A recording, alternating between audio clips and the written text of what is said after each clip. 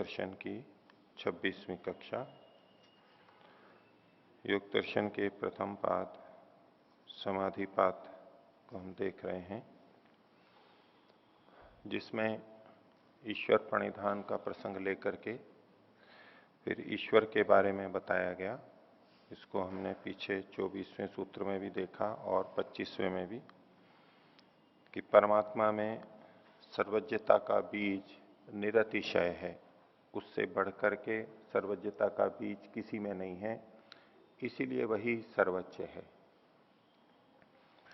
और क्लेश आदि से वो रहित है इत्यादि चर्चा पीछे हुई थी। तो पिछले पाठ में से किन्हीं को पूछना है तो पूछ सकते हैं। पूछ।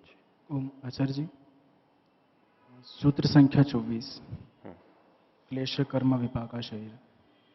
इस सूत्र में जितना सूत्र है उसके अनुसार जो व्यास भाष्य है उतना ही यदि देखा जाए तो यहाँ पर जो पुरुष विशेष है उससे तो ऐसा ही अर्थ निकल रहा है कि जितने भी विशेष आत्माएं हैं जो भोग से अपरामृष्ट हैं उन सबको ईश्वर कह सकते हैं, क्योंकि यहाँ पर जो आगे कैवल्यम प्राप्तास्तर ही ये सारे जो लिखे हैं वो व्यास जी ने अपनी तरह से लिखा हुआ ऐसा ये प्रतीति हो रही। यदि पतंजलि जी जो सूत्र लिखे हैं उनके अनुसार यदि देखा जाए सूत्र सूत्र को, तो यहाँ से तो अर्थ तो वैसा ही प्रतीति हो रही है।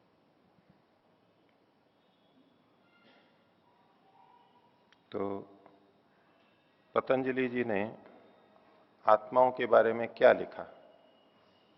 पुरुष विशेषः ईश्वर, इतना ही लिखा है केवल। ठीक है। अब वो जीवात्मा है या जीवात्मा से भिन्न है, इसका निर्धारण सूत्र में कहां से हो रहा है?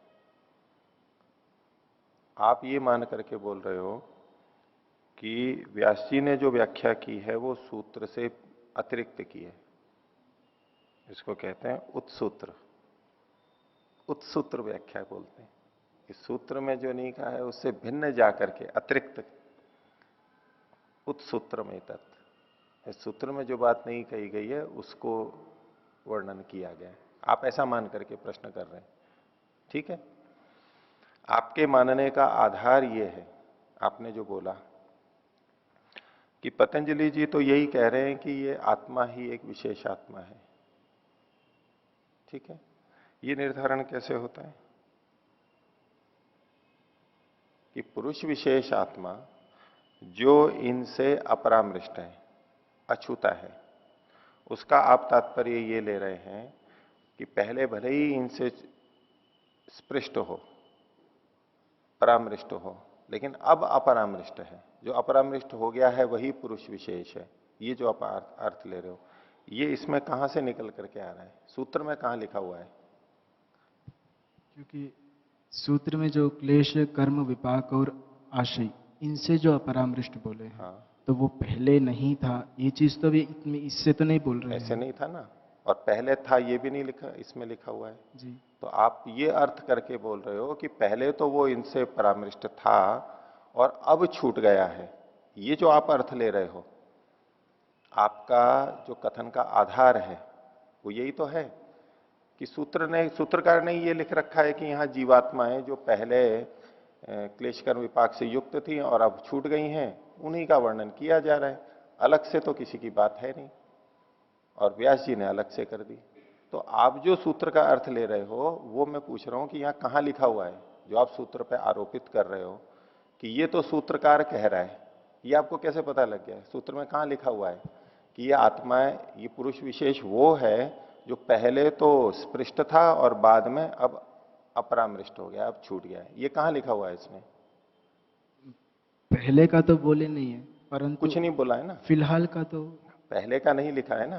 तो आप उसी को आधार बना करके व्यास जी का खंडन कर रहे हो।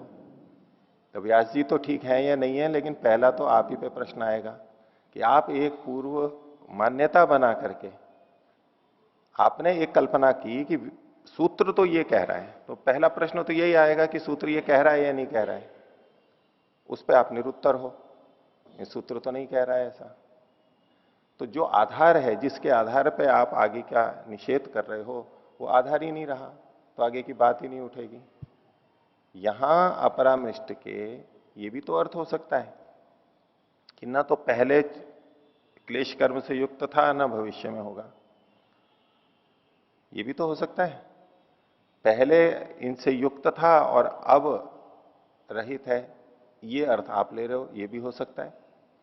तो सूत्र से तो ऐसा कुछ निकल के नहीं आ रहा है ना। इसलिए ये कहना कि पतंजलि जी तो ये कह रहे थे और व्यास जी ने कुछ और लिख दिया, ये अपनी मान्यता को इसमें डाल करके करना है। पतंजलि जी के नाम पे अपनी मान्यता को करके और फिर खंडन करना है, ये निराधार है। ये आधार हो तो बताओ। ये वैदिक परंपरा का ग्रंथ है, वहां पुरुष को परमात्मा के लिए प्रयोग किया जाता है। पुरुष शब्द का आपके कथन में जो आ रहा है उसमें आप पुरुष शब्द से केवल आत्मा का, जीवात्मा का ग्रहण करके बात कर रहे हो। क्या वैदिक परंपरा में पुरुष शब्द केवल जीवात्मा के लिए ही आता है? हाँ या ना? नहीं पता, परमात्मा के लिए नहीं आता है।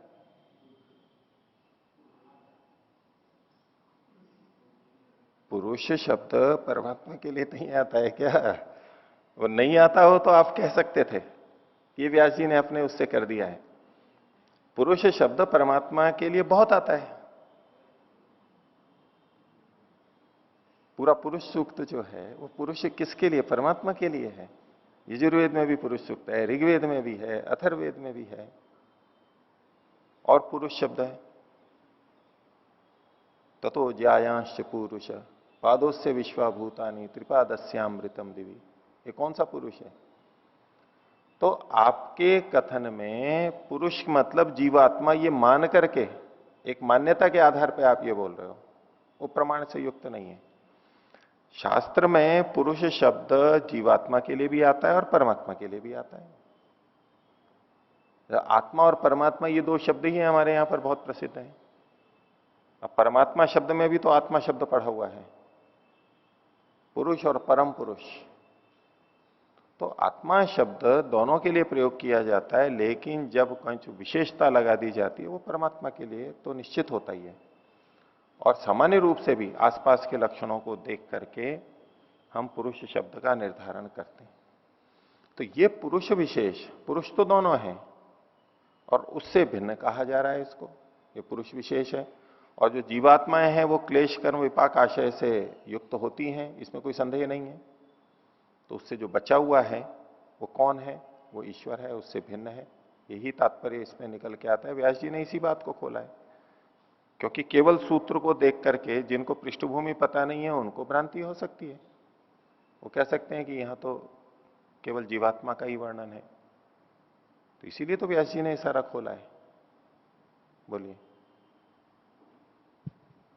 यहाँ जो पुरुष विशेष है, यहाँ पर जो पुरुष शब्द से आप कह रहे थे कि आत्मा और परमात्मा दोनों का को ग्रहण ले होता सकते है। हैं। हाँ। परंतु यदि यहाँ पर हम परमात्मा का अर्थ लेंगे पुरुष से, हाँ। तो फिर विशेष लगाने की जरूरत नहीं है, क्योंकि परमात्मा विशेष कहेंगे तो सामान्य परमात्मा तो है ही नहीं कि फिर विशेष कहना पड़े। विशेष पुरुष, पुरुष पुरुषत्व दृष्टि से दोनों समान है, दोनों को पुरुष शब्द से कहा जाता है। ठीक है, मैं जो बात रख रहा हूं वो क्या कह रहा हूं, यहां पुरुष शब्द से दोनों का ग्रहण है। पीछे जो मैं बोल रहा था कि यहां पुरुष का मतलब परमात्मा वाला है, वो पुरुष विशेष इसी कथन से है। और ईश्वर शब्द आया है, पुरुष विशेष ईश्वर, ये जो कथन आया इससे पता लगता है कि यहां ये जो पुरुष है ये पुरुष विशिष्ट है। ये विशेषणों से ही तो पता लगता है। अगर केवल पुरुष शब्द होता तो दोनों का ग्रहण होता, और इसमें पुरुष विशेषण में भी पुरुष शब्द का जब हम ग्रहण करेंगे तो आप दोनों का ले सकते हैं, कोई आपत्ति नहीं है, आत्मा और परमात्मा। लेकिन जब पुरुष विशेषः कह दिया गया, ईश्वर कहा जा रहा है, क्लेश कर्म से रहित कहा जा रहा है, तो इन सब चीजों के आधार पर हम देख सकते हैं कि जीवात्मा तो इनसे युक्त होता है, प्रभावित होता है, उसका फल भोगता है, लेकिन परमात्मा ईश्वर नहीं भोगता। इसलिए यहां पुरुष शब्द से परमात्मा का ही ग्रहण होगा, और उसी की व्याख्या वैसी ने की। कुछ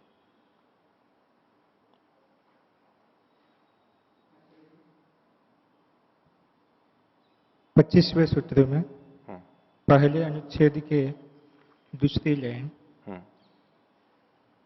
यहाँ कहा है प्रत्येक समुच्चय अतीन्द्रिय ग्रहणम अल्पम बहु इति सर्वज्ञ अतीन्द्रिय बीजम्। ग्रहणम, अतीन्द्रिय ग्रहणम अल्पम बहुरीति। यहाँ पे अल्पम क्यों कहा है? ईश्वर जानता है तो अधिक ही सब जानता तरह का, थोड़ा या अधिक, भी ज्ञान के कई क्षेत्र हो सकते हैं। किसी कोई छोटी वस्तु है थोड़ा ज्ञान है, किसी कोई चीज सूक्ष्म है उसके बारे में ज्यादा है, थोड़ा अधिक, ये सर्व को ग्रहण करने के लिए है। किसी को कहें कि भाई इसको सारी जानकारी है, छोटी बड़ी सारी जानकारियां हैं, छोटी बड़ी सारी जानकारियां हैं, इसका क्या मतलब है? सारी जानकारियां हैं। अल्पम बहु, ये जो छोटा बड़ा शब्द है ना, छोटी मोटी सारी बातें, वो छोटी है बड़ी, वो वस्तुओं की ज्ञान की दृष्टि से है।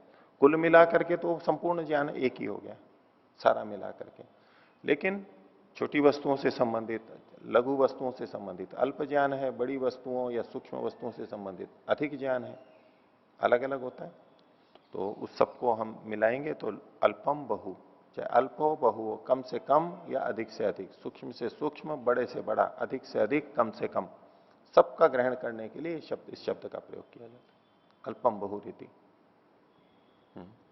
ठीक है। दूसरा, हम्म, इसी सूत्र के अंतिम से दूसरे लाइन, हम्म।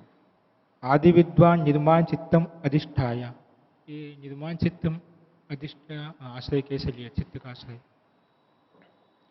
परमात्मा जब वेद का ज्ञान देता है तो वो ऋषियों के अंतःकरण में देता है। निर्माण चित्तम अधिष्ठाय और जिज्ञासमानाय तंत्रम प्रोवाच, उनके अंतःकरण में देता है, उस बात की तरफ संकेत है यहां पर। तो मुख से बोल करके नहीं देता है, जानने वालों ने कान से नहीं सुना, वो उनके चित्त में, अंतःकरण में ही सीधे दे दिया गया, ऐसा वो ज्ञान है।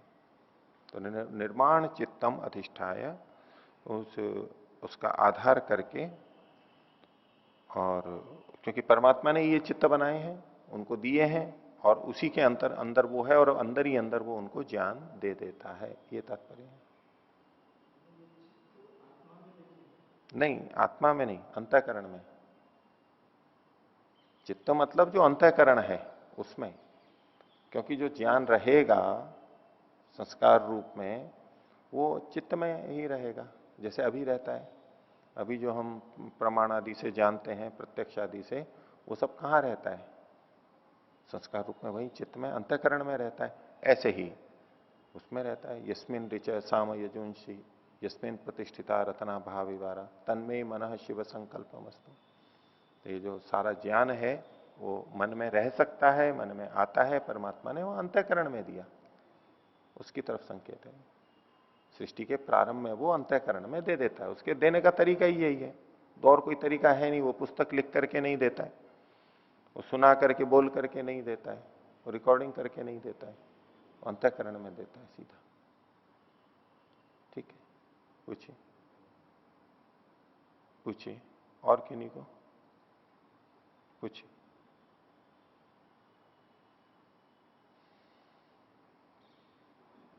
ओ आचार्य जी, ईश्वर सब कुछ जानने वाला है, छोटी मोटी सारी बातें।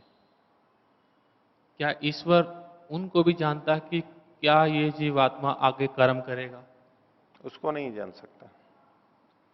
जीवात्मा, कौन सी जीवात्मा कब क्या कैसे करेगा उसको नहीं जानता, क्योंकि वो भविष्य में है, अभी है ही नहीं वो चीज।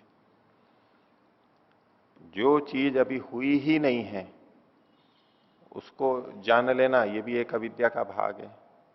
जो है ही नहीं उसको कहां से जानेगा? हाँ, जो हो सकती है, संभावित है, उसको परमात्मा जानता है कि जीवात्माएं क्या क्या कर सकते हैं, कब क्या क्या कर सकते हैं, कैसी स्थिति में, और इस व्यक्ति का अंतःकरण ऐसा है, इसके संस्कार ऐसे हैं, ये इन स्थितियों में ये कर सकता है। ये कर सकता है मतलब संभावना की भाषा है। इस रूप में तो वो जानता है कि इसकी संभावनाएं ये हैं, ये ऐसे ऐसे कर सकता है, लेकिन बिल्कुल वही करेगा इसी समय, इस व्यक्ति के साथ, इस वस्तु के साथ इत्यादि, वो 100% तो हो ही नहीं सकता, क्योंकि कर्म की स्वतंत्रता है जीव की। इसलिए वो उसको नहीं लेते हैं यहां पर, वो है ही नहीं। और कई जने कहते हैं भाई वो नहीं जानता है भविष्य की सब कुछ, तो फिर सर्वज्ञ कहां से हो गया? सर्वज्ञ का अर्थ ही ये लेते हैं कि वो भविष्य की सारी बातें जानता है। ऐसा बहुत व्यापक प्रचलित है परमात्मा के लिए। अगर परमात्मा भविष्य की सारी बातें जानता है, ऐसा माना जाए अभ्युपगम से, तो फिर सब कार्य सब क्रियाएं निश्चित माननी होगी। हमारी कर्म की स्वतंत्रता नहीं रहेगी फिर। अगर हमारी कर्म की स्वतंत्रता है कि हम कर सकते हैं, बदल सकते हैं, नहीं कर सकते हैं, अच्छा बुरा कर सकते हैं, ये हमारी स्वतंत्रता है, ये तभी स्वतंत्रता कहलाई जब जा सकती है जब पहले से निश्चित ना हो। अगर हर चीज पहले से ज्यों की त्यों निश्चित है, इस स्थान पर और इस समय ये चीज करेगा, ये बोलेगा, तो फिर तो स्वतंत्रता हुई नहीं। और यदि परमात्मा जानता भी है और हमारी स्वतंत्रता भी है, तो ये दो बातें मेल नहीं खाती हैं। कि यदि परमात्मा पहले से जानता है और मनुष्य स्वतंत्र है और स्वतंत्रता से उसने कुछ भी कर दिया, तो परमात्मा जो जानता था वो ज्ञान मिथ्या हो जाएगा। परमात्मा को मिथ्या ज्ञान होता नहीं। पहली बात, जो चीज है नहीं, जिसकी संभावना नहीं है, अभी जिसका निश्चय नहीं है, वो क्रिया ही नहीं हुई है, तो उस क्रिया को वो नहीं जान सकता है। हो रही है जानेगा कि अभी हो रही है, हो चुकी है जानता है कि हो चुकी है, ये पूरा पूरा जान लेता है। और जो होने वाली है उसको संभावना में जानता है, ऐसा ऐसा हो सकता है, ऐसा होगा, वो वैदिक सिद्धांत से ठीक नहीं है। कुछ ओम आचार्य जी। आचार्य जी, जो 24वां सूत्र है, क्लेश कर्म विपाक आसे, इसमें यदि हम विशेष ईश्वर को नहीं लेते हैं, केवल पुरुष ही लेते हैं, तो यहाँ पुरुष से दोनों का ग्रहण हो जाएगा, केवल इसका परमात्मा का ही ग्रहण होगा, क्योंकि वहाँ कहा है कि अपरामृष्ट पुरुष है। कर सकते हैं।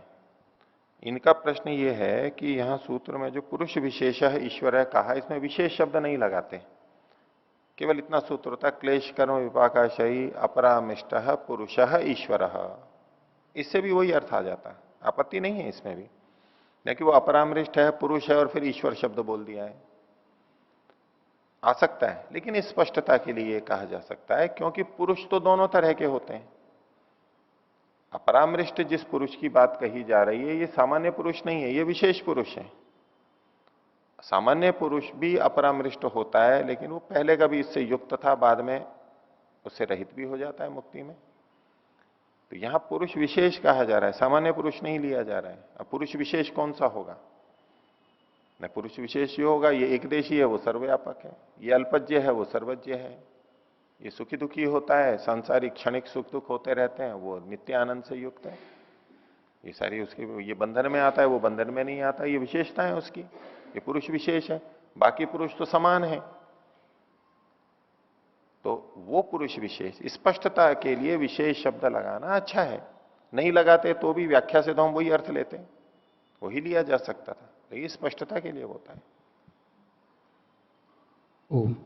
25वां सूत्र, दूसरा पैराग्राफ की जी दूसरी पंक्ति। जी। यहाँ पर तस्य संज्ञा आदि विशेष प्रतिपत्ति आगमत है, तो यहाँ संज्ञा का क्या अर्थ है यहाँ पर? संज्ञा मतलब नाम, जैसे कि ओम नाम है, परमात्मा का ओम एक नाम है, ओम उसकी संज्ञा हो गई, और परमात्मा संजी हुआ, संज्ञा वाला हुआ, नाम वाला हुआ। तो ओम आदि जितने भी नाम हैं, अग्नि वायु आदित्य, जो जो भी वेद के अंदर लिखे गए हैं, जिसमें भी मुख्य ओम नाम हो गया, भू आदि भी नाम है उसके। तो ये नाम, ये संज्ञाएं हमें कैसे पता लगेंगी? हम प्रत्यक्ष से नहीं जान सकते, हम अनुमान से भी नहीं जान सकते। अगर संज्ञा का पहले से कुछ भी नहीं पता है तो प्रत्यक्ष अनुमान तो हम कर नहीं सकते। ये संज्ञा का ज्ञान तो आगम प्रमाण से ही होगा, शब्द प्रमाण से, वेदों से ही हमें पता लगेगा कि उसका नाम ये है। ओम। ये अंतिम पंक्ति है दूसरे पैराग्राफ की, आदि विद्वान शब्द आया यहाँ पर, तो ये आदि विद्वान का यहाँ किस पक्ष में ग्रहण करेंगे ये? आदि विद्वान जो सबसे मूल विद्वान है, आदि मतलब कारण को बोलते हैं, कारण रूप में जो विद्वान है, जानने वाला है। सब विद्वानों का भी जो कारण है, आधार है, सबसे पहला सबसे मुख्य जो विद्वान है, जानने वाला है, परमात्मा। अच्छा जी, इसको सृष्टि के आदि में ग्रहण नहीं करेंगे, जो सृष्टि के आदि में? सृष्टि के आदि में लेने की जरूरत नहीं है। और सृष्टि के आदि में लेंगे तो प्रश्न ये होगा कि सृष्टि के आदि में जो विद्वान है और बाकी समय में नहीं है, पहले नहीं था, सृष्टि के बीच में या बाद में नहीं है, वहां तो दूसरे विद्वान आ जाते हैं। ऐसा नहीं, आदि विद्वान मतलब जो, जैसे नदी का आदि स्रोत, आदि स्रोत प्रारंभिक जहां से शुरू होती है कारण रूप में, तो आदि विद्वान सबसे पहला, इससे पहले और कोई नहीं है, सब बाद के विद्वान है, नैमित्तिक ज्ञान है जिनका, इसका स्वाभाविक ज्ञान है अपना, वो ऐसा आदि विद्वान परमात्मा। कुछ अच्छा जी, उस दिन आपने सुख दुख और आत्मा को अच्छे से समझाया था। आज एक वाक्य आया कि ज्ञान जो है वो मन में, चित्त में रह सकता है, तो क्या थोड़ा स्पष्टीकरण करेंगे कि ये चेतन का गुण है, तो कैसे, प्लीज? देखिए, ज्ञान को दो भागों में बांटना चाहिए हमें। एक है सूचना के रूप में, संकेत के रूप में, और एक है अनुभव के रूप में। दो भेद होते हैं। सुख दुख के प्रसंग में भी यही समझना चाहिए। एक है सुख दुख की अनुभूति, वो चेतन को ही होगी, आत्मा को ही होगी। जब ये कहा जाए कभी कि सुख दुख आत्मा के गुण हैं, इसका मतलब है कि आत्मा सुख दुख का अनुभव करता है। उसका ये मतलब नहीं है कि सुख दुख आत्मा में रहते ही हैं, उसी में ही है, उसी के पास है सदा, और वो सदा सुखी दुखी रहेगा, ये तात्पर्य नहीं होता है। आत्मा सुख दुख गुण वाला है, मतलब है सुख दुख की अनुभूति करने वाला है। जैसे कि आत्मा शब्द स्पर्श रूप रस की अनुभूति करने वाला है, जानने वाला है, लेकिन इसका यह मतलब नहीं कि उसमें शब्द स्पर्श रूप रस गंध होवें। अब ज्ञान की बात आती है। ज्ञान के दो भाग हैं, एक है सूचना के रूप में संग्रहित होना, और एक है उसको जानना, बोध होना। तो ज्ञान का जो बोध रूप है, ज्ञान वृत्ति है, पीछे जो बात आई थी बुद्धि वृत्ति और ज्ञान वृत्ति, तो जो ज्ञान वृत्ति है, जिसको इस शब्द से बोलते हैं, अभिप्राय है वहां जो अनुभूति है, वो तो चेतन को ही होगी। वो चित्त को, मन, बुद्धि, अंतःकरण किसी को नहीं होगी, ये जो अनुभूति है। लेकिन उसकी जो सूचनाएं हैं, संकेत हैं, वो चित्त के अंदर रहते हैं।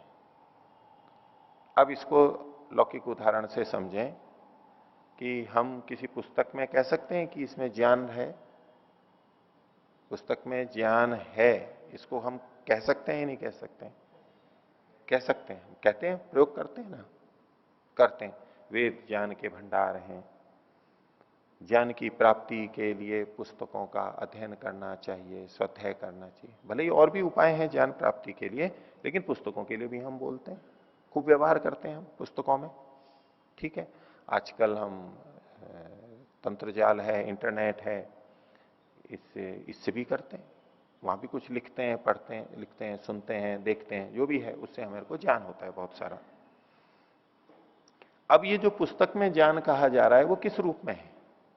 क्या पुस्तक चेतन है कि हम उसमें ज्ञान शब्द का प्रयोग कर रहे हैं? हमें निश्चित है कि पुस्तक जड़ है, लेकिन फिर भी हम वहां प्रयोग कर रहे हैं। तो वहां तात्पर्य क्या है ज्ञान का? कि ज्ञान जिससे प्राप्त होता है वो संकेत वहां पर लिखे हुए हैं। जैसे भाषा में ये संकेत छपी हुई है, यानी उसमें ज्ञान के संकेत हैं, उसको पढ़ के हमें ज्ञान होता है। अगर वो नहीं हो तो हमें ज्ञान नहीं हो पाता है, वो वाला ज्ञान जो वहां लिखा हुआ है। जैसे कोई पत्र आता है और पत्र में जो समाचार लिखे हैं उसका ज्ञान हमें कब होता है? उसको पढ़ने से ही होता है। तो बोले उस पत्र में सारी जानकारी लिखी हुई है, उस सरकारी आदेश में सारी सूचनाएं लिखी हुई हैं, सारी जानकारी दी हुई है, आवेदन पत्र में सारी जानकारियां दी हुई हैं, सारा ज्ञान वहां पर है। इसका क्या मतलब होता है? वहां सूचनाएं संग्रहित है। तो ज्ञान का जो सूचना वाला भाग है, जब हम कहते हैं कि चित्त में ये रहते हैं, तो वो सूचना वाला भाग है। जैसे कि हम सीडी डीवीडी में कुछ लिख लेते हैं, अंकित कर देते हैं, और हार्ड डिस्क में आजकल आती हैं जो पेन ड्राइव है, ऐसे जो भी संग्रह के हैं, कंप्यूटर के हैं, जहां वो स्मृति के रूप में रह जाता है, ये जो सारा है वो सारा ज्ञान वहां पर रखा हुआ है। तो ये सब संकेत है। हम वाणी में कहते हैं, वाणी में सारा ज्ञान है, और वाणी चाहे लिखी हुई हो चाहे बोली जा रही हो, वाणी के माध्यम से हम ज्ञान को प्राप्त करते हैं, एक दूसरे के अनुभव को प्राप्त करते हैं। अब ये वाणी के अंदर भाषा में ज्ञान है या नहीं है? है ना ज्ञान, लेकिन ये भाषा और ये कोई चेतन तो नहीं है, ये माध्यम बनते हैं ज्ञान का, इसलिए इनमें ज्ञान है ये कथन होता है। और लेकिन जो जानना है, अनुभूति है, बोध है, वो केवल चेतन को ही होगा। तो बस इसी तरह से जब ये कथन होता है कि चित्त में ज्ञान है या परमात्मा ने अंतःकरण में ज्ञान दिया, तो उसका मतलब यह है कि वहां वो सूचनाएं उन्होंने अंकित कर दी। अब बोध जो होगा वो तो चेतन को ही होगा। आगे योग दर्शन में आएगा कि विवेक का अधिकरण क्या है, विवेक कहां रहता है? वो चित्त में ही माना है, अंतःकरण में माना है। विवेक कहां रहता है? अंतःकरण में। तो वो उसका तात्पर्य यही है कि वहां सूचनाएं रहती हैं। इस पे काफी चर्चा चलती है कि विवेक और ज्ञान ये तो चेतन का गुण होना चाहिए, जड़ में कैसे मानेंगे, इसलिए कई लोग चेतन में ही बोलते हैं इसको। तो जहां जड़ के लिए कहा गया है, अंतःकरण हो चाहे पुस्तक आदि हो, वहां तात्पर्य होता है उससे संबंधित सूचना वहां पर है। बोध उसको होता है ये नहीं है वक्ता का तात्पर्य, ऐसा ही यहां पर है। ठीक है। हाँ, जो सन्निकर्ष उत्पन्नम ज्ञानम हम कहते हैं, तो वो ज्ञान कैसे उत्पन्न हुआ? अगर कोई चीज उत्पन्न होती है उसका कोई उपादान कारण होता है, तो ये कैसे, किस चीज से ज्ञान उत्पन्न हो जाता है और फिर वो नष्ट भी हो जाता है? बोध जो है हमें वो उत्पन्न और नष्ट होता है, सूचना तो इकट्ठी रह जाती है स्मृति के रूप में। ये जो ज्ञान का उत्पन्न होना है, ये गुण उत्पन्न होना है, तो वो चित्त इंद्रियों का विषयों से सन्निकर्ष हुआ। अगर उस प्रक्रिया में हम चल रहे हैं बाहर की चीजों से, इंद्रियों का अंतःकरण से, चित्त से हुआ, और चित्त का आत्मा से हुआ, और वो चेतन का गुण है जानना। बस यही ज्ञान का उत्पन्न होना है। आत्मा के स्तर पर जब बात करेंगे तो ये होगा, और चित्त के स्तर पर करेंगे तो चित्त में तो लिखा जा सकता है, संचय हो सकता है, राइट हो सकता है उसमें। जैसे डीवीडी आदि राइट करते हैं, लिखते हैं, अंकित करते हैं, ऐसे उसमें अंकित होता जाता है। वो तो कैमरे की तरह से, रिकॉर्डर की तरह से वो वहां पर इकट्ठा होता जाता है, उसकी रचना ही ऐसी है। वहां ज्ञान की उत्पत्ति कहें तो वो केवल संचित होना है, और आत्मा में के लिए दृष्टि से कहेंगे तो वहां पर अनुभूति के लिए कहेंगे। ठीक है, आगे चलते हैं।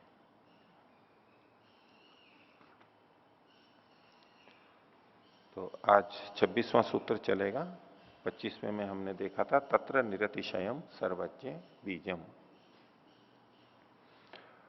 वो परमात्मा कैसा है, वो ओम ईश्वर कैसा है जिसका ईश्वर प्रणिधान करना है। तो 26वें सूत्र में कहा स एष पूर्वेशाम अपि गुरु कालेन अनवच्छेदात्। स एष जो ये भाग है, कुछ जगह ये अवतरणिका के रूप में है और कुछ जगह इसको सूत्र के अंदर भी लिख देते हैं। अवतरणिका के मानेंगे स एष, ये जो परमात्मा है, ये जो पीछे कहा गया वो कैसा है? वो पूर्वेशाम अपि गुरु हो, पहले वालों का भी गुरु है। पहले वाले यानी हमारे से पहले जो हो चुके हैं, हमारा तो गुरु है ही, हमारे से पहले जो हो चुके हैं मनुष्य, उनका भी वो गुरु है। और हमारे जो गुरु हैं वो हमारे से पहले गए हैं, इसलिए हमारे गुरुओं का भी वो गुरु है।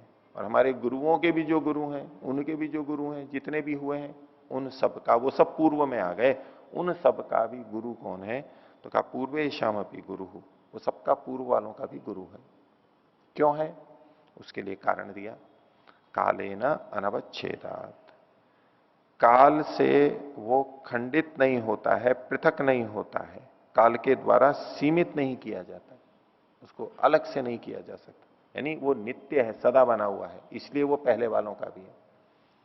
हमारे जो पूर्व के गुरु हैं, वर्तमान में भी जो हैं, वो काल के द्वारा पृथक कर दिए जाते हैं, उनकी मृत्यु हो जाती है, शरीर छूट जाता है, तो फिर नहीं रह पाते, वो कुछ काल के लिए रहते हैं। लेकिन परमात्मा चूंकि जन्म ही नहीं लेता, शरीरधारी ही नहीं है, इसलिए उसकी मृत्यु भी नहीं होती है, और इसलिए वो सदा से बना हुआ है, पहले वालों का भी है और आज भी है। आज भी हमारा गुरु है, मूल गुरु, आदि गुरु वही परमात्मा आज भी है। तो पूर्वेशामे भी गुरु काले न अनवच्छेदात। भाष्य में इन्होंने इसी को खोला, पूर्वे ही गुरुवः काले न अवच्छिद्यन्ते। पहले वाले जो गुरु हैं आदि सृष्टि से लेकर अभी तक जितने भी हुए वो काल के द्वारा पृथक कर दिए गए हैं, हटा दिए गए हैं। यत्र अवच्छेदार्थे न कालो नोपावर्तते स एष पूर्वेशाम अपि गुरु। जहां पृथक कर देने के अर्थ में, सीमित कर देने के अर्थ में, सीमा के अंतर्गत बांध देने के संदर्भ में अवच्छेदार्थे न कालो नोपावर्तते, काल उपस्थित हो ही नहीं सकता है, होता ही नहीं है। स एष पूर्वेशाम अपि गुरु, ये पूर्व वालों का भी गुरु है। अब काल परमात्मा को कैसे बांधेगा? मनुष्यों को तो बांध सकता है, जन्म और मृत्यु के काल को और इस सब चीजों के, हमारी बाल्यावस्था, युवावस्था, वृद्धावस्था होती है, इससे काल हमें बांध लेता है, काल का उदाहरण होता है। परमात्मा के साथ कैसे काल को बांधेंगे? न तो उसका प्रारंभ है न अंत है, और उसमें वैसा कोई परिवर्तन भी नहीं हो रहा है, शरीर को भी धारण नहीं कर रहा है, इसलिए वो काल से परे है। वो काल का व्यवहार करता है जीवों की दृष्टि से, कार्य जगत की दृष्टि से, प्रकृति की दृष्टि से काल का व्यवहार करेगा। वो काल को वो जानता है, लेकिन वो स्वयं काल से बंधा हुआ नहीं है, काल का प्रभाव उस पर कुछ नहीं होता है। इसलिए वो जहां पर काल पृथक करने के रूप में, सीमित करने के रूप में उपस्थिति नहीं हो सकता है, सीमित नहीं कर सकता है, ऐसा वो है। इसलिए वो पूर्व वालों का भी गुरु है।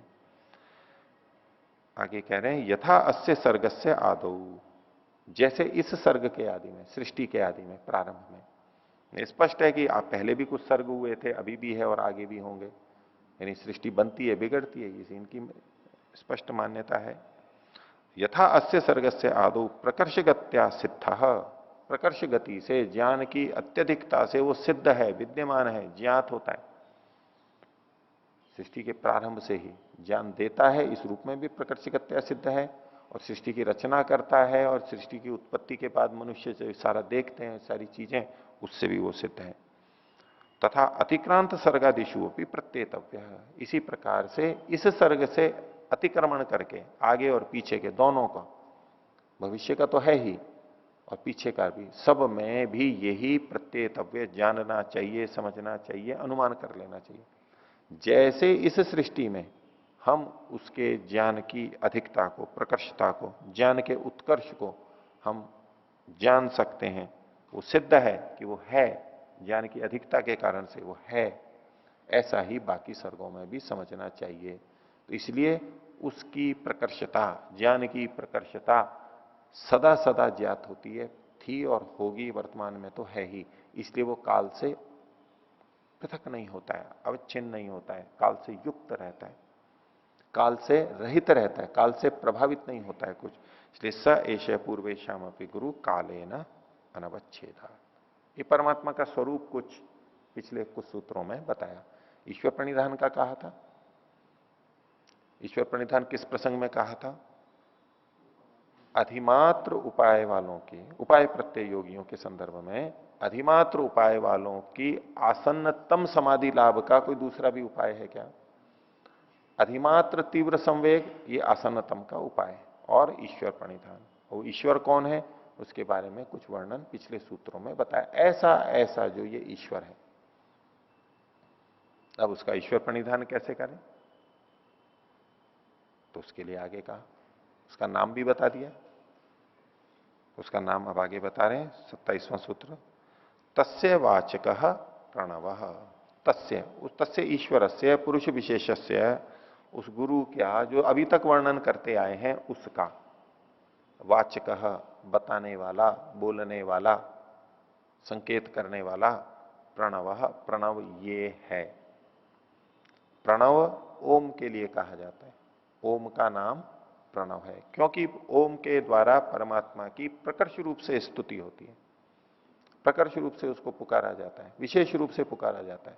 ओम शब्द से सबसे अधिक अच्छी तरह से पुकारा जाता है परमात्मा को, इसलिए इसे प्रणव, प्रकर्षेण नूयते स्तूयते अनेन जिसके द्वारा, ऐसा कोई शब्द जिससे परमात्मा की स्तुति सबसे अधिक की जा सकती है, सबसे अधिक की जाती है, वो ऐसा शब्द ये ओम है। अब परमात्मा के नाम बहुत सारे हैं, उनसे भी परमात्मा की स्तुति की जाती है, लेकिन इससे सबसे ज्यादा होती है, इसलिए इसको प्रणव शब्द से कहा गया। और जो ऋग्वेदी हैं, ऋग्वेद वाले, वो ओम को प्रणव शब्द से बोलते हैं। ये जो योग दर्शन ग्रंथ है, ये ऋग्वेदी परंपरा का है। और उपनिषदों में जैसा आता है, उद्गीत शब्द भी आता है, ओम के लिए उद्गीत शब्द का भी प्रयोग करते हैं, वो सामवेदी परंपरा के अंदर है। अथर्ववेद वाले भी प्रणव शब्द का प्रयोग करते हैं।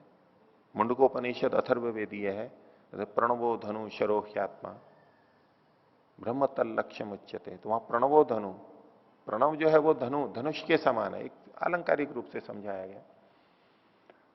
तो प्रणव शब्द से भी ओम को कहा जाता है, उद्गीत शब्द से भी कहा जाता है। उसको ऊंचे ऊंचे बोला जाता है, भावना से बहुत पुकार पुकार के बोला जाता है, उद्गीत है, और प्रकर्ष रूप से कहा जाता है, वो है ओम शब्द। तो उस परमात्मा का वाचक शब्द कौन है? ओम। हमारे यहां जो परंपरा रही है उपासना की, परमात्मा के ध्यान की, उसमें ओम शब्द सब जगह मिलेगा, व्यापक रूप से विद्यमान है, सबसे अधिक प्रस्तुत है। वेद मंत्र भी रहते हैं और उसमें ओम शब्द भी बहुत रहता है, मंत्रों के साथ भी जुड़ा रहता है और अलग से भी रहता है। इस शब्द की तुलना और किसी शब्द के साथ में नहीं मिलती। और बहुत सारे शब्द परमात्मा के लिए आए हैं, लेकिन जहां उपासना का, जप का प्रसंग आता है, वहां ओम शब्द ही मुख्यता से किया जाता है। तो इससे परमात्मा की स्तुति सबसे अच्छी तरह क्यों होती है? तो ओम शब्द अवधातु से बनता है, व्याकरण में, संस्कृत में अवधातु से बनता है। अवधातु के बहुत सारे अर्थ हैं, 20 अर्थ हैं। उन सारे अर्थों की दृष्टि से देखें तो भी इसमें बहुत सारे अर्थ विद्यमान हैं, वो सब आएंगे। तो एक ही धातु के इतने सारे अर्थ हैं, यानी ये शब्द इतनी जगह पर प्रयोग हो सकता है, इतनी तरह से हो सकता है, इतने अर्थों को अपने में समेटे हुए। तो एक तो अर्थों की अधिकता है, 20 अर्थ हैं, और दूसरा उसका जो पहला अर्थ है वहां पर, वो रक्षण अर्थ है, रक्षा करना। अब ये रक्षा करना, ये अपने आप में इतना बड़ा है कि इसमें सारी चीजें आ जाती हैं। तो गायत्री मंत्र का अर्थ करते हुए, ओम का अर्थ करते हुए महर्षि ने लिखा भी है संस्कार विधि में, ओम परमात्मा का मुख्य निज नाम है। मुख्य नाम है यानी सबसे प्रमुख है, अन्यों से इससे बराबर नहीं, और निज है, उसका अपना नाम है, और जिस नाम के साथ अन्य सभी नाम जुड़ जाते हैं। अन्य जितने नाम हैं, अन्य जितने नामों के अर्थ हैं, वो सब इसके अंदर सम्मिलित हो जाते हैं। तो उसका एक कारण तो यह है कि इस धातु के जिससे बना है ओम शब्द अव, उसके 20 अर्थ हैं। और एक उसमें कारण है कि उसका जो पहला अर्थ है रक्षण, वो परमात्मा के जितने भी गुण हैं वो रक्षण में ही, रक्षण के अंतर्गत आ जाते हैं। परमात्मा को यदि हम रक्षक मान रहे हैं, सर्वरक्षक मान रहे हैं, तो सब चीजें आ जाएंगी उसमें। अब परमात्मा ने हमें ज्ञान दिया, वो ज्ञानदाता है, तो ज्ञान दे करके क्यों ज्ञान दिया उसने? हमारी रक्षा करता है, उसमें भी रक्षण छिपा हुआ है। परमात्मा हमारा न्याय करता है, पाप पुण्यों के फल देता है, दंड देता है, पुरस्कार देता है, जन्म देता है, क्यों? उससे हमारी रक्षा होती है, रक्षण है हमारा। ईश्वर दयालु है, दया करके हमारी रक्षा करता है। कृपालु है, हमारी रक्षा करता है। सर्वव्यापक है, इसलिए हमारी बहुत अच्छी रक्षा करता है। सर्वज्ञ है, इसलिए वो बिल्कुल ठीक ठीक रक्षा करता है हमारी। परमात्मा हमारे लिए जो भी कुछ करता है वो सब रक्षा के अंतर्गत आ जाएगा। उसने पेड़ पौधे वनस्पतियां बना के दिए हैं, बना रहा है, व्यवस्था से बन रहे हैं, सूर्य चंद्र आदि हैं, ये सब हमारी रक्षा ही तो कर रहे हैं। शरीर बना के दिया, इससे आत्मा की रक्षा हो रही है, हमारे हित के लिए है हमारे से। तो परमात्मा के जितने भी कार्य हैं, सृष्टि को बनाना वो रक्षा के लिए है, चलाना रक्षा के लिए है, उसका प्रलय करना वो भी हमारी रक्षा के लिए है, हमारे हित के लिए है। तो जितने भी परमात्मा के कार्य हैं वो सब भी रक्षा में आ जाते हैं। इसे एक ही शब्द इस सब चीजों को बता देता है। तो इसके लिए इसको प्रणव कहा जाता है। इस शब्द के द्वारा परमात्मा की प्रकर्ष रूप से स्तुति की जाती है। एक ओम बोल करके किसी भी अर्थ में चले जाइए, कितने भी गहरे में चले जाएं, वो सब इसी के अंदर प्रणव में आ जाते हैं। तो तस्य वाचक प्रणव, उस परमात्मा का वाचक बताने वाला शब्द प्रणव है, ओम है। तो इसको खोल रहे हैं व्यास जी, वाच्य ईश्वर प्रणवस्य। सूत्र में कहा था प्रणव है वाचक, किसका? तस्य, उसका। वो जो तस्य है वो है वाच्य, जिसको कहा जा रहा है वो है वाच्य, जो कह रहा है वो है वाचक। तो वाच्य कौन है? तो वाच्य ईश्वर प्रणवस्य। प्रणव का वाच्य ईश्वर है, ईश्वर का वाचक प्रणव है, ईश्वर का वाचक ओम है और ओम का वाच्य ईश्वर है। तो इसमें वाच्य वाचक संबंध संस्कृत में ये बोला जाता है। तो ये तो इन्होंने सूत्र का तात्पर्य बता दिया। अब एक प्रसंग उठा रहे हैं कि ये जो वाच्यवाचक संबंध बना हुआ है ईश्वर का, ईश्वर के साथ में ओम का, ये संबंध बन कैसे गया है? ये संबंध कैसा है? तो कहा किम अस्य संकेत कृतम वाच्यवाचकत्व। ये जो वाच्यवाचक संबंध है ये संकेत के द्वारा है क्या? संकेत कर देते हैं, बता देते हैं इसको। जैसे हमारे अपने कुछ कुछ नाम हैं, हमारा अपना अपना अस्तित्व है, शरीर आदि है, और हमारे नाम हैं, तो हमारे नाम का पता हमें कैसे होता है? दूसरे को कैसे पता लगता है? हमें भी अपने नाम का पता कैसे लगा? दूसरों ने बताया। ये दूसरों ने बताया, यही संकेत करना होता है। भाई देखो इनका नाम ये है। व्यवहार में हम करते ही हैं, पूछते हैं जी आपका नाम क्या है, वो बताते हैं मेरा नाम ये है, तो वो संकेत ही तो हो गया। तो हमारे साथ में जो नाम जुड़े हुए हैं वो नाम तो हैं वाचक हमारे, वो हमारे को कहते हैं हमारा नाम जो भी है, और हम हैं वाच्य, हम शरीर आदि जो व्यक्ति हैं, मनुष्य हैं, ये हमारे वाच्य हैं। यही बात सब वस्तुओं पे भी लगा लेंगे। तो हमारे नाम यानी वाचक का हमारे साथ, वाच्य के साथ में संबंध कैसा है? संकेतकृत है। बताने से हमें पता लगता है। क्या हमारे साथ में हमारे नाम का संबंध पहले से था या संकेत के बाद ही हुआ है? कब प्रारंभ हुआ हमारा? ठीक है, हमारा नाम पहले से, एक दूसरे का हमारा नाम जो भी है वो बचपन में माता पिता ने औरों ने रख दिया, या हमने अपना नाम रख दिया, जैसे भी हुआ। अब उसके बाद में हम बताते रहते हैं, एक दूसरे को लिखते रहते हैं, और हमें हमारा व्यवहार चलता रहता है। लेकिन ये बताना संकेत भी तो कभी प्रारंभ हुआ है, वो संकेत से ही हुआ है, ये इसका नाम है। तो पूछा जा रहा है कि परमात्मा का जो ये ओम नाम है, कि ये भी ऐसे ही संकेतकृत है कि किसी ने बता दिया और हमने मान लिया कि ये इसका नाम है, और हम कहते चले आ रहे हैं एक दूसरे को, ये परमात्मा का नाम ओम है, ओम है। जब संकेतकृत नाम माना जाएगा तो कभी ना कभी प्रारंभ अवश्य होगा। संकेतकृत नाम जब होगा तो वो कभी ना कभी तो प्रारंभ होगा। जैसे हमारा नाम है, कभी तो प्रारंभ हुआ है, कभी तो किसी ने सोचा है और कहा है, वो आदि है उसका, वो अनित्य है। तो परमात्मा का नाम ओम ये संकेतकृत है, ये प्रश्न पूछा जा रहा है। क्या संकेतकृत है? और संकेतकृत है तो इसका मतलब है कि वो संकेत करने से, प्रथम संकेत से पहले नहीं था वो नाम। जैसे हमारा प्रथम संकेत से पहले वो नाम नहीं था।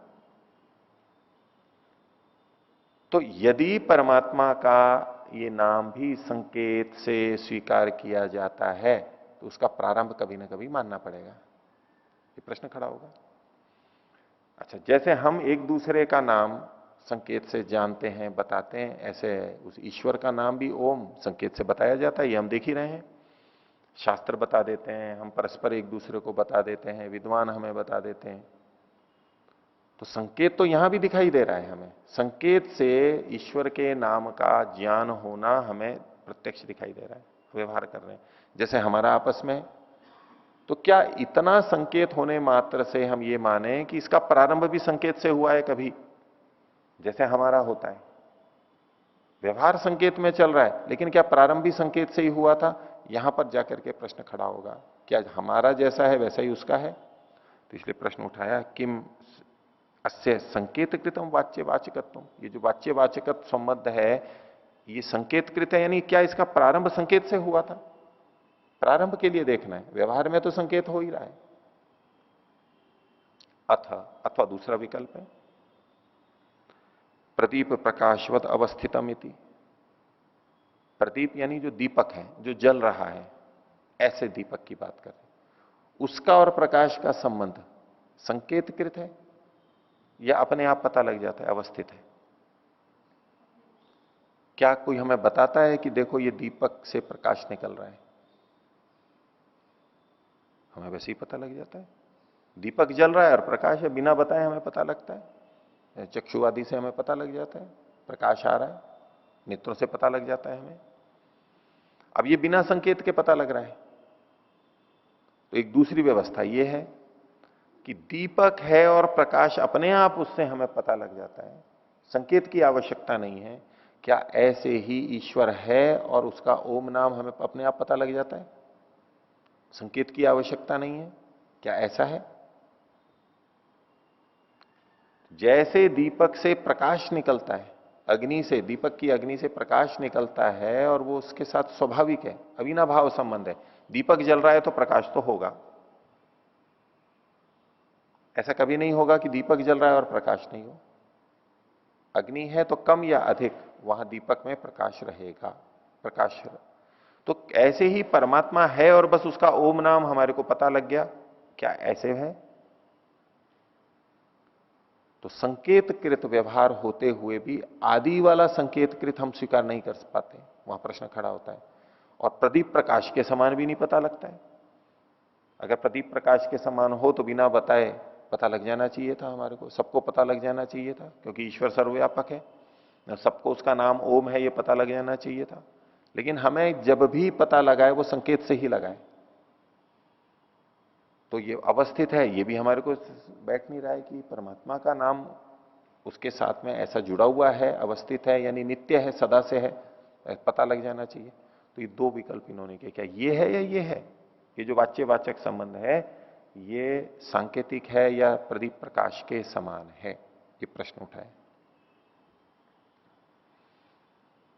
अब उलझन दोनों तरफ है। एक को मानेंगे तो उलझन है, कोई सा भी मान लो, चाहे संकेतकृत मानो चाहे अवस्थित मानो, दोनों में ही समस्या है। तो इसका उत्तर आगे दे रहे हैं, तो बोले स्थितो अस्य वाच्यस्य वाचकेन सह संबंध। वाच्य का वाचक के साथ में जो संबंध है, वाचक का वाच्य के साथ जो संबंध है, ओम का परमात्मा से जो संबंध है वो स्थित है पहले से, प्रदीप प्रकाश के समान। लेकिन अब प्रदीप प्रकाश के समान ये नहीं है कि जैसे दीपक के जलने से प्रकाश अपने आप पता लग जाता है हमें, ऐसा नहीं है ये। लेकिन स्थित तो है। स्थित कैसा है कि जब जब जब जब से दीपक है तब से प्रकाश है, यावत द्रव्य भावी। अब प्रदीप तो अनित्य वस्तु है, इसलिए वो कभी ना कभी उत्पन्न हुआ है, इसलिए प्रकाश भी कभी ना कभी उत्पन्न हुआ है, उस संदर्भ में देखेंगे तो। लेकिन परमात्मा चूंकि नित्य है और संबंध इसका पहले से अवस्थित है। मनुष्यों का नाम का संबंध पहले से स्थित नहीं था, वो संकेत के द्वारा उत्पन्न किया गया था। हमारे सबके नाम ऐसे ही हैं। लेकिन परमात्मा का उसके नाम के साथ में संबंध संकेत से उत्पन्न नहीं हुआ है, निषेध कर रहे हैं। ये अवस्थित है, पहले से है। पहले से कब से? जब से परमात्मा है। कब से है परमात्मा? अनादिकाल से। नित्य है वो तो, सदा से है, तो सदा से ही उसका नाम ये अवस्थित है, यही नाम है उसका। हर सृष्टि में बदलता नहीं। जैसे लोग कई बार कह देते हैं कि पहले तो भगवान को ही कल्पना मान लेते हैं, ये तो लोगों को ठीक तरह चलाने के लिए एक डर उत्पन्न कर दिया गया है, एक शक्ति का। वास्तव में तो कुछ नहीं, कल्पना है, मनुष्य की बुद्धि की कल्पना है। तो वो उसकी कल्पना है तो नाम की भी कल्पना है।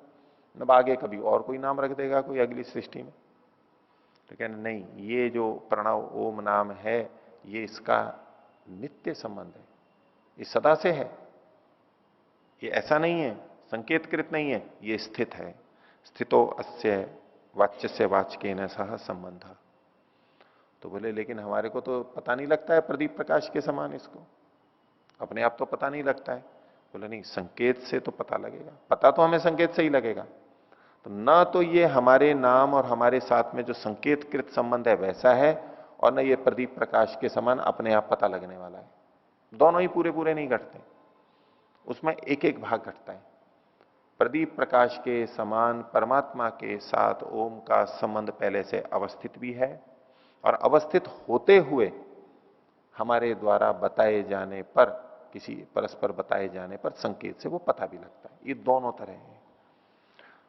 इसलिए कहा स्थितो अस्य वाच्य से वाचकेन सह संबंध संकेतस्तु ईश्वर से स्थितम एवं अर्थम अभिनयति।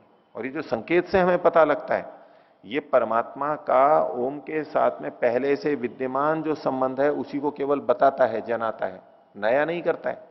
जैसे हमारे नाम का संबंध संकेत से पहली बार बताया जाता है, जब पहली बार होता है, बाद में तो फिर वही चलता रहता है, लेकिन वो उत्पन्न किया जाता है।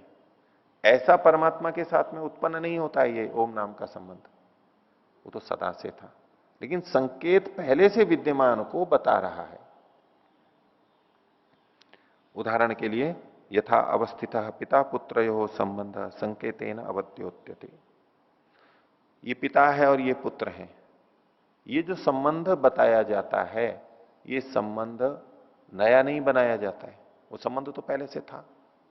हालांकि ये भी अनित्य है, लेकिन फिर भी एक समझाने के लिए बता रहे हैं। जैसे पिता पुत्र का संबंध पहले से विद्यमान हो और फिर कह दिया जाए कि ये पिता है ये पुत्र है, ये जो कथन है संकेत से केवल उसको बताया जा रहा है, उत्पन्न नहीं किया जा रहा है संबंध को।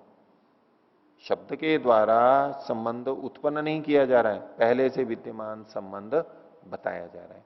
तो ऐसे ही हम जब ओम शब्द का संबंध ईश्वर से जोड़ते हैं, बताते हैं, समझते हैं, ये पहले से विद्यमान को केवल बताया जाता है, ये उत्पन्न नहीं किया जा रहा है। तो संकेतेन अवद्योत्यते, पिता पुत्र के ही समझा रहा है। अयम अस्य पिता अयम अस्य पुत्र है, ये इसका पिता है और ये इसका पुत्र है, ये जो संबंध बनाया जाता है। आगे सर्गांतरेषु अपि वाच्यवाचक शक्ति अपेक्षा तथैव संकेत क्रियते। सर्गांतरों में भी, ये सर्ग भी चल रहा है, ऐसे ही अन्य सर्गांतरों में, जैसे पीछे कहा था पूर्वेशाम अपि गुरु कालेन अनवच्छेदात, अन्य सर्गांतरों में भी, अन्य सर्गों में भी यही बात है, यही बात नाम के लिए है। तो सर्गांतरों में भी वाच्यवाचक शक्ति की अपेक्षा से तथैव संकेत क्रियते, इसी प्रकार से संकेत होता है, हर बार यही संकेत होता है, हर सृष्टि में यही होता है। इसको महर्षि दयानंद वेद के ऊपर भी बोलते हैं कि वेद ज्यों के तू हैं, ऐसे के ऐसे हैं, वर्णानुक्रम अर्थ सब कुछ ऐसा ही है, पहले भी ऐसा ही था, अभी भी ऐसा ही है, आगे भी ऐसा ही होगा। ये सृष्टि भी पहले ऐसी बनी है, आगे भी ऐसी ही बनेगी। उसका ऐसी ही बनेगी का मतलब नहीं है जहां मनुष्य की कर्म की स्वतंत्रता है कि हर सृष्टि में ऐसे ही ये भवन बनेगा, ऐसा मतलब नहीं है। हर जगह यही पेड़ होगा, यही पेड़ बोया जाए, ऐसा नहीं है। मतलब ऐसे ही पेड़ होंगे, कभी यहां हो सकता है, वहां हो सकता है, पृथ्वी में भी थोड़ा अंतर हो सकता है, लेकिन होगा ऐसा ही, रचना ऐसी होगी। जैसे रोटी हर बार वैसी ही बनती है प्रतिदिन, उसका ये मतलब थोड़ा है कि पहले दिन जो बनी थी बिल्कुल वैसा ही बनेगा, उसमें जो चिन्ह लगा हुआ है, थोड़ा दाग लगा हुआ है, बिल्कुल वैसी की वैसी, ऐसा तो नहीं। लेकिन फिर भी हम कहते हैं ना, रोटियां तो वैसी ही बनती हैं रोज, इसी तरह से सृष्टि वैसी ही बनेगी। तो सर्गांतरों में भी ये वाच्यवाचक शक्ति की अपेक्षा से वैसा ही संकेत किया जाता है। वाच्यवाचक शक्ति क्या है? वाच्य शक्ति है, वाच्य है ईश्वर। ईश्वर को किसी शब्द से कहा जा सकता है, ये कहा जा सकने की जो शक्ति है, सामर्थ्य है, उसको कहते हैं वाच्य शक्ति। ईश्वर को किसी नाम से कहा जा सकता है, नाम उसका रखा जा सकता है, अभिधेयत्व है उसमें, ठीक है, उसका नाम रखा जा सकता है, ये है वाच्य शक्ति। और वाचक शक्ति, वाचक है ओम शब्द या और भी कोई भी शब्द, लेकिन ईश्वर का वाचक मुख्य हो गया ओम शब्द। इस ओम शब्द के द्वारा किसी को कहा जा सकता है, ईश्वर को कहा जा सकता है। ये जो कहा जा सकने की शक्ति है, ये वाचक की शक्ति है। वाच्य की शक्ति कि वो किसी शब्द के द्वारा कहा जा सकता है, और वाचक की शक्ति कि उस शब्द के द्वारा किसी को कहा जा सकता है। तो ये वाच्यवाचक शक्ति के कारण से ये हर सर्ग में ऐसे ही संकेत किया जाता है। आगे संप्रतिपत्ति नित्यतया नित्य शब्दार्थ संबंध, ये जो शब्द और अर्थ का संबंध है, विशेष रूप से यहां ईश्वर और उसके नाम का। यहां इस प्रसंग में जो हम देखेंगे कि शब्द और अर्थ का संबंध है, ये संप्रतिपत्ति नित्यतया। संप्रतिपत्ति कहते हैं ज्ञान को फिर से उसको याद करना, बार बार वैसा ही होना, आवृत्ति होना, उपलब्धि होना। उस उपलब्धि की नित्यता के कारण से शब्दार्थ संबंध नित्य है। इति आगमीनः प्रतिजानते, ऐसा आगमी लोग जो आगम प्रमाण को जानते हैं, शब्द प्रमाण को जानते हैं, विद्वान हैं, वो ऐसा स्वीकार करते हैं, प्रतिज्ञा करते हैं। हर सृष्टि में यही हो रहा है, इसलिए ये नित्य है। पहले भी हुआ है, सदा हुआ है और सदा होता रहेगा, इसलिए ये नित्य है। संप्रतिपत्ति की नित्यता के कारण से शब्दार्थ संबंध नित्य है। ये व्याकरण में भी बहुत चर्चा चलती है कि शब्द और अर्थ का संबंध नित्य है या अनित्य है। मीमांसा में भी आती है ये चर्चा। तो अभी जैसे हम कर देखते हैं कि कभी भी किसी का कोई नाम रख दिया, आपके हमारे जो नाम रखे गए हैं, तो ये अर्थ तो हम हैं, वस्तु है और नाम है, तो ये संबंध नित्य है अनित्य है? अनित्य है ये तो हम कहें कि शब्दार्थ संबंध नित्य है या अनित्य है? भाई ये जो अनित्य संबंध है ये तो अनित्य ही है, क्योंकि यहां संप्रतिपत्ति की नित्यता नहीं है।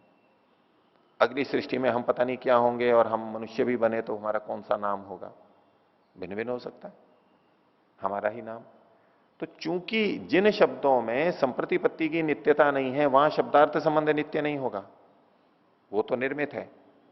लेकिन जहां संप्रतिपत्ति की नित्यता है, हर सृष्टि के प्रारंभ में परमात्मा जो वेद के माध्यम से ज्ञान देता है, इस वस्तु का ये नाम है, इस वस्तु का ये नाम है, ये जो नाम है ये तो नित्य ही है।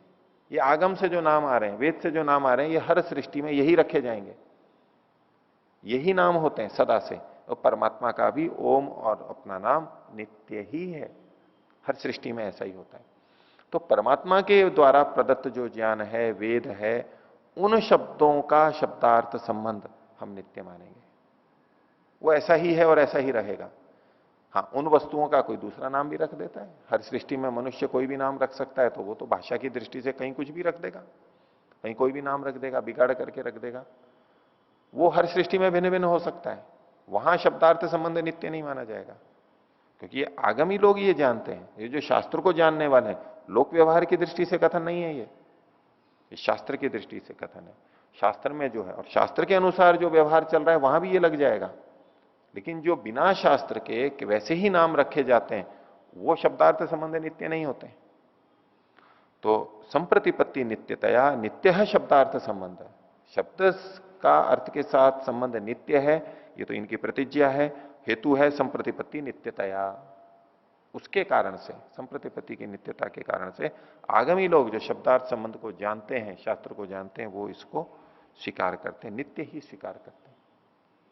तो ऐसे ही ओम एक ऐसा शब्द है, प्रणव ऐसा शब्द है जो उसके साथ सदा जुड़ा हुआ है, सदा जुड़ा हुआ रहेगा, ऐसा वो परमात्मा। तस्य वाचका प्रणव। तो आज का पाठ इतना ही रखते हैं। प्रणव।